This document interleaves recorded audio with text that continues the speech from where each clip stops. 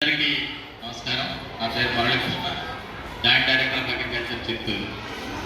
So ఈ రోజుని ఈ తల్లిదండ్రుల ఉపాధ్యాయుల ఆత్మీయ సమావేశంలో పాల్గొన్నందుకు సంతోషంగా ఉంది.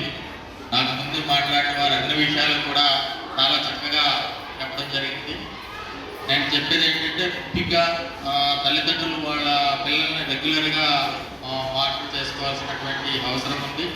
అట్లాగే కనీసం వారానికి 2 సార్లు అయినా స్కూల్కి వచ్చి ఏం జరుగుతుంది ఏంటి అనేటువంటిది చూసుకోవాల్సిన అవసరం ఉంది. ఇంతకుముందు చెప్పినట్టు ఇప్పుడు మనకు ఉన్నటువంటి విద్యార్థులకు ఉన్నటువంటి ప్రధాన శత్రువు సెల్ ఫోన్.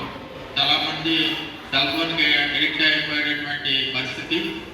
సో ఎడిక్ట్ అవ్వకుండా కొద్దిగా మాత్రమే వాడేటట్టు మీరు మానిటర్ చేసుకోవాల్సినటువంటి అవసరం ఉంది. ఇంతకుతో చెప్పినట్టు ఏం చూస్తున్నారు ఏంటి అన్నది కూడా మనం ఒకసారి చెక్ చేసుకోవాలి.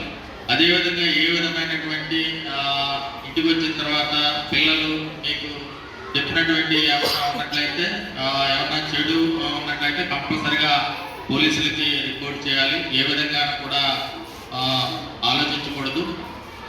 ఇంకొక అంశం ఏంటంటే, టీచర్స్ను కూడా నేను కోరుకునేది ఏంటంటే, చదువుకునేటువంటి విద్యార్థులను కూడా మన సొంత పిల్లలాగా, మన పిల్లలే, మన కూతురు మన కొడుకు ఇక్కడ చదువుతున్నారు అని భావించి వాళ్ళని చాలా చక్కగా ప్రేమగా కనుక చూసుకున్నట్లయితే వాళ్ళ మంచి విజయము సాధించేటువంటి అవకాశం ఉంది. గౌరవ కలెక్టర్ గారి సూచనల మేరకు ఈ రోజునే జిల్లాలో ఉన్నటువంటి అందరూ ఆఫీసర్స్ కూడా, మండల లెవెల్ ఆఫీసర్స్, జిల్లా స్థాయి అధికారులు అందరూ కూడా ఈ విధంగా మేమందరము పార్టిసిపేట్ చేసి మీ నుంచి కూడా పార్టిసిపేట్ చేయడం చాలా సంతోషంగా ఉంది. మా వ్యవసాయ అధికారులు, సహాయ వ్యవసాయ సంచాలకులు అందరూ కూడా ప్రతి స్కూల్లో కూడా పార్టిసిపేట్ చేయడం జరిగింది.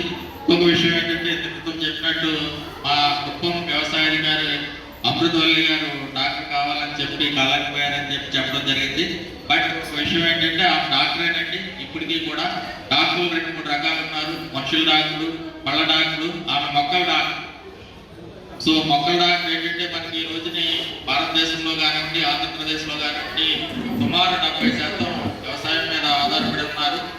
ఆ వృత్తిలో మేము మొక్కల డాక్టర్గా కొనసాగుతున్నందుకు చాలా గర్వంగా ఉంది. రైతులకు మంచి సలహాలు సూచనలు ఇస్తూ మా జీవితాన్ని కొనసాగిస్తున్నాం. ఇక్కడ కోరుకునేది, నేను తల్లిదండ్రులు కోరుకునేది ఏంటంటే, మీ పిల్లలను కూడా, ఈ టీచర్స్ని కూడా వ్యవసాయం అనేటువంటిది ఈరోజు ప్రధానమైనది కాబట్టి విద్యార్థుల్ని వ్యవసాయ రంగం పడేటట్లు, వ్యవసాయంపై చదువుకుని ఏజీబీఎస్సీ లాంటిది, ఏజీఎంఎస్సీ లాంటిది చదువుకుని రైతులకు కనుక సేవ అందించినట్లయితే అంతకు మించిలే సేవ ఉండదు.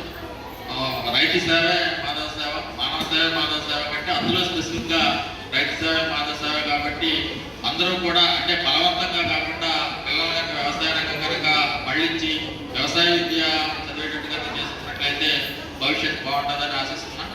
ఈ అవకాశం ఇచ్చిన అందరికీ కూడా ధన్యవాదాలు తెలియజేసుకుంటూ సెలవు